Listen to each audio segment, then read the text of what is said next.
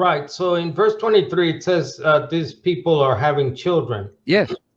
So what did Jesus mean in Matthew 22:30 Hmm. when he said that at the resurrection, people will neither marry nor be given in marriage? They Yeah. will be like the angels in heaven. Sounds like they will not be having Well, children. he's there clearly then. If you have a passage which says they will not be marrying, not bearing children, and you have a passage which says they are bearing children, they are getting married, obviously they're not the same category. So the plain answer is this: those who are now true believers, and all the true believers of the Old Testament, Abraham and Isaac and Jacob and all the prophets, will be immortalized at that future second coming. They are not going to be marrying. Immortal people don't marry and are not given in marriage. So these are then a surviving mortal population. God is not going to completely wipe out every human being. Few are going to be left, but that few will very quickly multiply into a much greater quantity of people. Of course, the population multiplies very fast, especially if you have big families.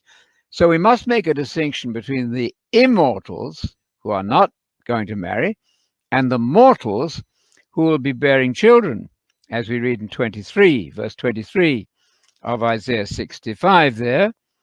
They will not labor in vain. They will not bear children for calamity. These people are bearing children, but it won't be for calamity, for they are the offspring of those blessed by the Lord. There will be people who are surviving as mortal human beings and will repopulate the world on a grand scale. And that wonderful verse 24, God will listen to their prayers very immediately and respond to them. Barely will they have opened their mouths in prayer that God will intervene. And then this gorgeous idyllic picture in 25 of even the nature of animals will be changed. This is the gospel. This is where salvation begins. People don't, unfortunately, begin at the beginning with salvation. They haven't read or they haven't paid attention to Mark 1:1, which says this is the beginning of the gospel.